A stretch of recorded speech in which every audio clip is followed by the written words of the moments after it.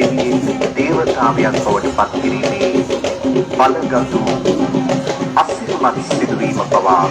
සිදු කරන විනාඩි කිහිපයක් බවට පත් කළ හැකි ධර්මය අනුව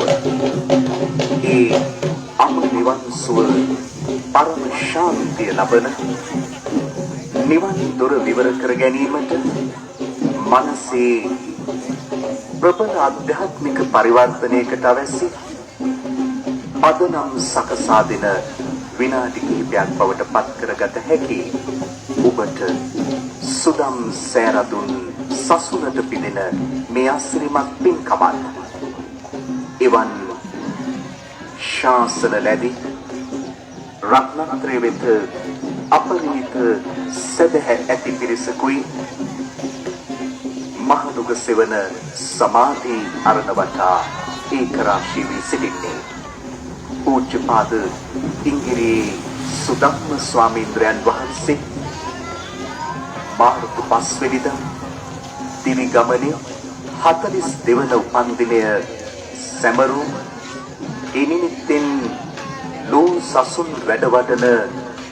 මහෝත්තම පින්කමක් ලෙස සුදම් සෑරද ඉදිකොට සසුනට පුදන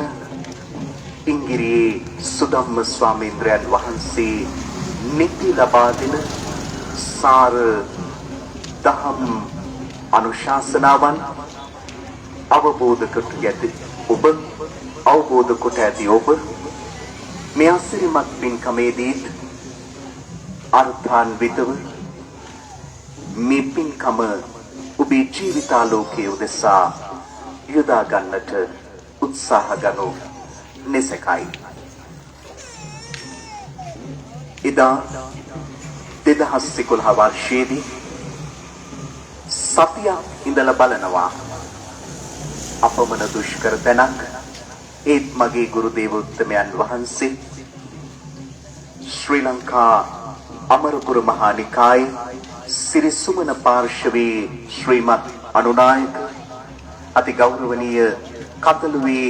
රතනසිංහ නායක ස්වාමීන්ද්‍රයන් වහන්සේ මගේ යහපතටයි මේ නුගරුකක සෙවන තියෙන කටුකව්වත් මේ නිදහස් භූමිය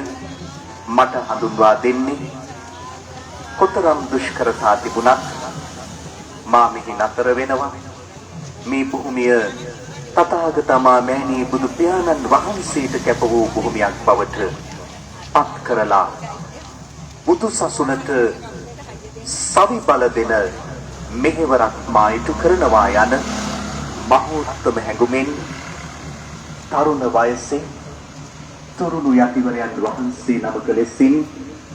අප්‍රමාණ වීරිය උපදවාගත් පූජ්‍යපාද ඉංග්‍රීසි සුදම්ම